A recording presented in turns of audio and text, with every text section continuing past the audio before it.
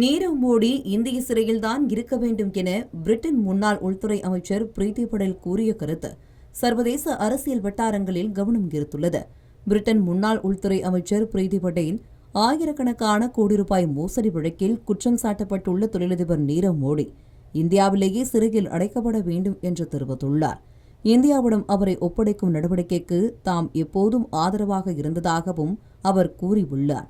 மேலும் India, America உள்ளிட்ட நாடுகளுடன் இணைந்து பணியாற்றிய காலத்தில் சில முக்கிய குற்றவாளிகளை நாடு கடத்தும் நடவடிக்கையை நீண்ட காலம் இழுபறியானதால் அதிகாரிகள் மன உளைச்சலுக்கு ஆளானதாகவும் பிரீத்தி படேல் குறிப்பிட்டுள்ளார். இந்தியாவில் பஞ்சாப் நேஷனல் வங்கி மோசடி வழக்கில் முக்கிய குற்றவாளியாக கருதப்படும் நீரவ் மோடியை இந்தியாவுக்கு நாடு கடத்தும் சட்ட நடவடிக்கைகள் பிரிட்டனில் இன்னும் தொடர்ந்து நடைபெற்று வருகின்றன.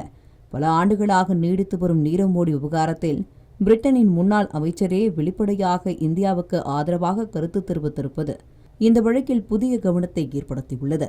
தமிழ் ஜனம் சேனலை சப்ஸ்கிரைப் பண்ணாம பார்த்துட்டு இருந்தீங்கன்னா மறக்காம சப்ஸ்கிரைப் பண்ணிடுங்க.